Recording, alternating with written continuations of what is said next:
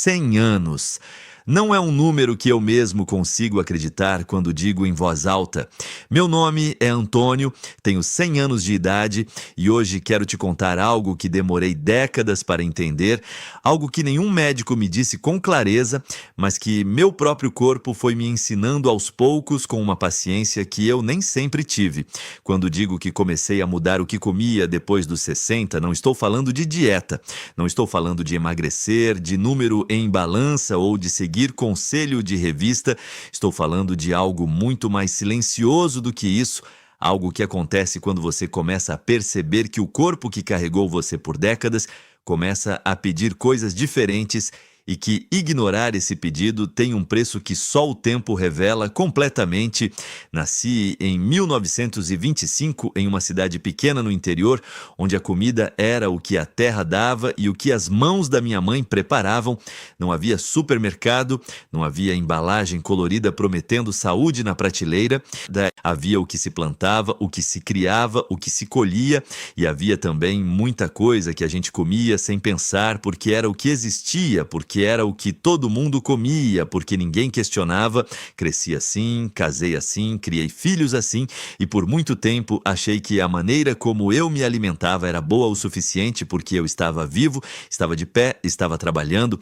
Mas quando os 60 chegaram, algo mudou. Não foi dramático, não foi uma crise, não foi um susto de hospital, não foi nada que eu pudesse apontar num calendário e dizer: foi aqui que tudo começou. Foi mais gradual do que isso, foi um cansaço que demorava mais para passar, foi um sono que não descansava como antes, foi uma sensação de peso no corpo que eu nunca havia sentido, como se cada manhã eu precisasse de mais esforço para ser o mesmo de sempre, e foi nessa época que comecei a prestar atenção de verdade no que eu colocava na boca, não por obrigação, não porque alguém mandou, mas porque o próprio corpo começou a me dar sinais que eu não conseguia mais ignorar. O primeiro alimento que entrou na minha lista foi o açúcar. E quando digo açúcar, não estou falando apenas do que você coloca na xícara de café. Estou falando de tudo que carrega açúcar escondido, de tudo que é doce sem precisar ser, de refrigerante, de suco de caixinha, de biscoito, de pão branco que vira açúcar antes mesmo de você engolir. Estou falando de uma dependência que a maioria das pessoas nem reconhece como dependência, porque açúcar é socialmente aceito, é celebrado, é sinônimo de afeto na maioria das famílias que eu conheço. Na minha infância, o doce era coisa de festa, era rapadura no domingo, era bolo no aniversário, era algo que a gente esperava para ter, não estava em tudo o tempo todo. E o corpo humano foi construído para receber o doce assim, às vezes, em momentos específicos, em quantidades que fazem sentido com o que o organismo consegue processar. Quando cheguei nos 60 anos, eu tomava 3 cafés por dia com 2 colheres de açúcar cada um, comia pão de manhã, comia bolacha à tarde, às vezes tomava um copo de refresco feito com aquele pó de saquinho. Não era muito comparado ao que eu via as pessoas consumindo, mas era constante, era todo dia, sem exceção, sem questionamento. Minha filha mais velha, que é enfermeira, foi quem me chamou a atenção pela primeira vez. Ela não me disse que eu ia morrer se continuasse assim.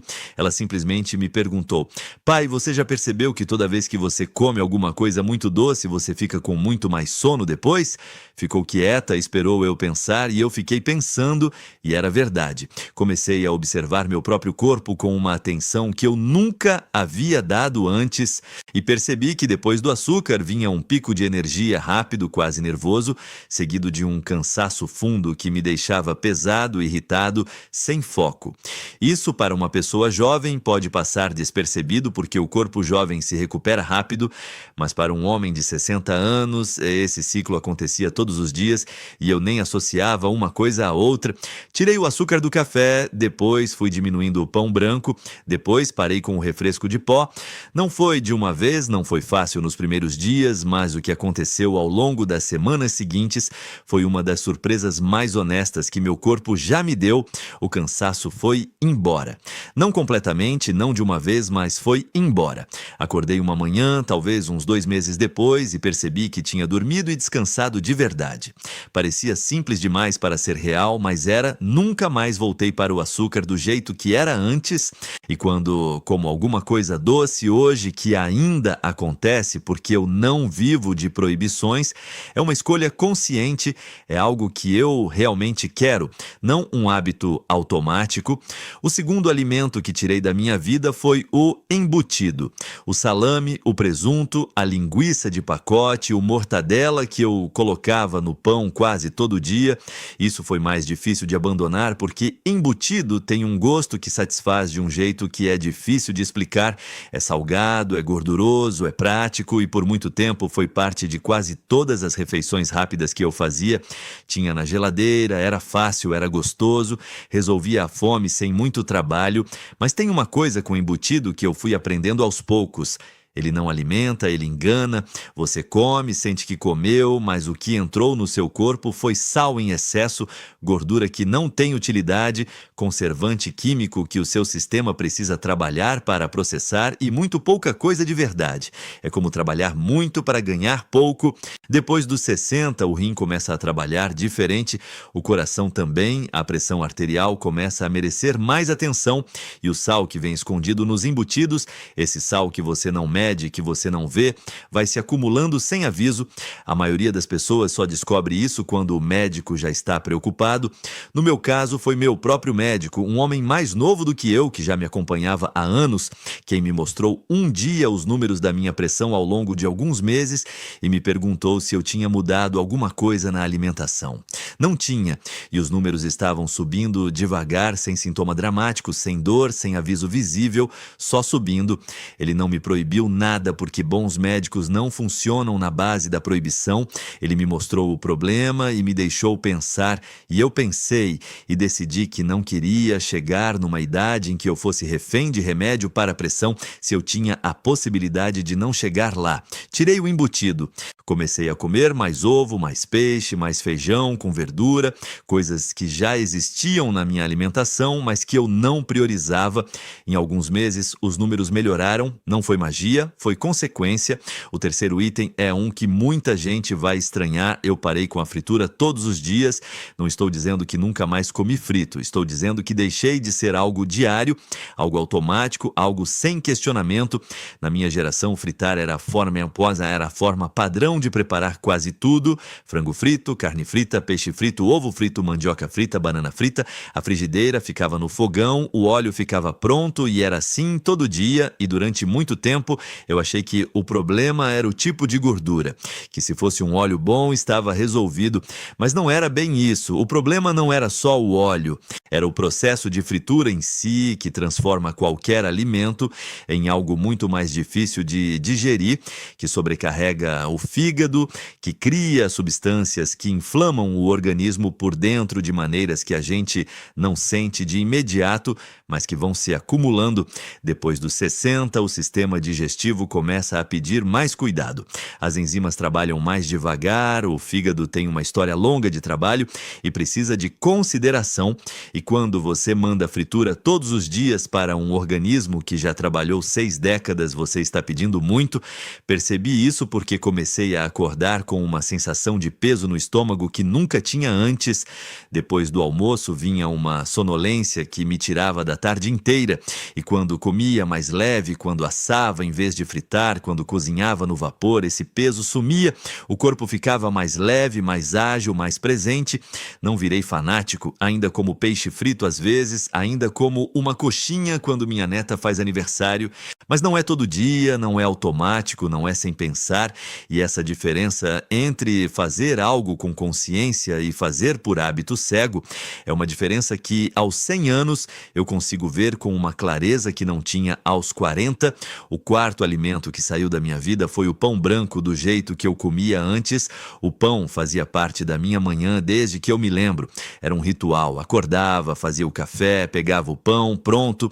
Não questionava, não pensava. Era o que que era e por décadas funcionou, o corpo jovem, o corpo em movimento, o corpo trabalhando na roça ou na construção, aquele corpo processava o pão sem reclamar, mas o pão branco que a maioria das pessoas come hoje não é o pão que eu comia quando menino. O pão de antigamente era mais denso, tinha fermento natural, tinha mais fibra, era feito de outro jeito.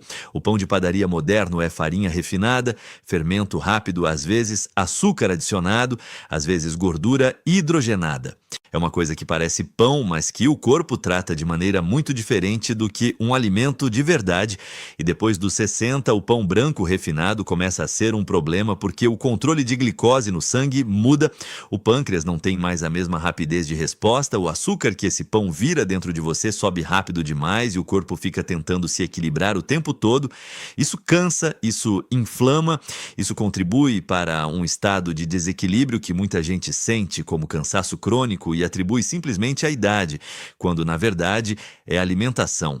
Passei a comer pão integral quando comia pão, passei a trocar parte do pão da manhã por fruta, por ovo, por tapioca feita com moderação, e quando visitava a padaria com meu filho, que é apreciador de bom pão, eu comia um pedaço e apreciava de verdade, porque era uma escolha, não uma compulsão. Tem uma coisa que aprendi nesse processo todo que vale a pena dizer aqui, não é sobre proibição, é sobre atenção. Quando você para de comer algo por medo, por culpa, por obrigação, você cria uma relação com a comida que é tensa, que é angustiante, que não é saudável de jeito nenhum. Mas quando você para de comer algo porque você observou o seu próprio corpo e viu que esse alimento não está te fazendo bem, a decisão vem de outro lugar, vem de respeito por você mesmo. E respeito por você mesmo, isso sim envelhece bem. O quinto e último alimento que quero falar é o mais delicado. É o refrigerante, o suco artificial e, de maneira mais geral, tudo que é líquido, mas não é água. Eu sei que parece simples demais para colocar numa lista junto com as outras coisas, mas não é simples. É talvez o mais difícil de todos, porque o ser humano não sente que está comendo quando está bebendo, a consciência não registra o líquido da mesma forma que registra o sólido, e por isso a quantidade de açúcar, de corante, de conservante, de sódio que entra no corpo através dos líquidos passa despercebida de um jeito que nenhum outro alimento passa. Na minha vida, o refrigerante nunca foi algo muito frequente, mas havia outros líquidos que eu consumia sem questionar. O suco de caixinha, que parece saudável porque tem a palavra fruta no rótulo, o refresco em pó, que foi parte da minha vida por décadas, o chá gelado industrializado que eu tomava achando que estava fazendo bem, todos esses, depois de uma análise mais honesta, eram açúcar líquido, eram caloria vazia, eram sobrecarga para o rim, para o fígado, para o pâncreas, e o pâncreas, depois dos 60, não quer sobrecarga. Passei a beber água com mais frequência, passei a fazer meu próprio chá, sem açúcar ou com muito pouco, passei a comer a fruta inteira em vez de tomar o suco, porque a fruta inteira tem fibra, tem textura, tem tudo que o suco perde no processo de ser espremido ou processado, e o corpo respondeu a essa mudança com uma hidratação que eu nunca tinha sentido dessa maneira. Parece absurdo dizer, mas é como se você passasse anos bebendo líquido e nunca realmente se hidratando e de repente entender o que hidratação de verdade significa. Tenho 100 anos, meu médico atual, que tem 40 e poucos anos, me olha às vezes com uma expressão que mistura admiração e curiosidade, como se eu fosse um documento vivo que ele não sabe bem como interpretar. Às vezes ele me pergunta o que eu como, às vezes eu brinco e digo que como pouco de tudo e muito de nada, mas a verdade é mais simples e mais profunda do que qualquer fórmula. A verdade é que aprendi, depois dos 60, a tratar meu corpo como alguém que merece atenção. Não como uma máquina que precisa de combustível para continuar funcionando, não como um problema médico a ser gerenciado, mas como um companheiro de vida que está me carregando faz 100 anos e que merece, no mínimo, que eu preste atenção nos sinais que ele me dá. Cada um desses 5 alimentos que eu deixei para trás não foi uma vitória de força de vontade, foi uma vitória de atenção. Foi prestar prestar atenção no meu corpo mais do que no que a propaganda dizia, mais do que no que todo mundo ao meu redor estava fazendo, mais do que no que eu sempre fiz por costume. E essa atenção, essa capacidade de ouvir o que o corpo está dizendo, isso não nasce de uma vez, é uma habilidade que você desenvolve ao longo do tempo se você está disposto a prestar atenção. Minha esposa, que viveu comigo 72 anos antes de partir, costumava dizer que nós somos o que repetimos, não o que fazemos uma vez, não o que decidimos na cabeça, mas o que fazemos todos os dias sem pensar, e ela tinha razão. E os hábitos que nos constroem são os que não questionamos e os que nos destroem, muitas vezes também. Aos 60 anos comecei a questionar, não com urgência, não com desespero, mas com a calma de alguém que finalmente tem tempo para ouvir. E o que ouvi ao longo dos anos que se seguiram foi um corpo que sabia muito mais do que eu imaginava, um corpo que pedia menos açúcar, menos sal escondido, menos fritura diária, menos farinha refinada, menos líquido que não alimenta, e que em troca oferecia energia mais estável, sono mais profundo, dias mais leves, uma clareza de pensamento que eu associava ao passado, mas que estava apenas adormecida sob camadas de hábito. Não te estou dizendo que você vai viver 100 anos se fizer o que eu fiz, não tenho como prometer isso, não é assim que a vida funciona, e desconfiança de quem promete saúde em troca de obediência é algo que aprendi cedo e carrego comigo. O que te estou dizendo é que há uma conversa que você pode começar a ter com o seu próprio corpo em qualquer idade, mas especialmente depois dos 60, quando o corpo começa a falar mais alto, uma conversa que não exige médico, não exige suplemento, não exige produto caro, exige apenas que você preste atenção, que você observe, que você conecte o que come com o que sente, que você dê ao seu organismo o respeito de uma escuta honesta. 100 anos de vida me ensinaram muitas coisas que eu nunca poderia ter aprendido em livro, me ensinaram que o tempo é generoso com quem aprende a ouvir, que o corpo é sábio de um jeito que a mente muitas vezes subestima, que as mudanças mais duradouras raramente são dramáticas, raramente são radicais, raramente são marcadas por datas no calendário, são pequenas, são graduais, são feitas de escolhas repetidas com atenção. E se você está ouvindo isso hoje, seja você com 50 anos, com 60, com 70, saiba que nunca é tarde para começar a prestar atenção. Nunca é tarde para ouvir o que o corpo está tentando dizer. Nunca é tarde para fazer uma escolha diferente no almoço de amanhã, não por medo, não por culpa, mas porque você se respeita o suficiente para tentar. Eu tenho 100 anos e ainda aprendo. Isso, mais do que qualquer coisa que eu comi ou deixei de comer, é o que me mantém de pé.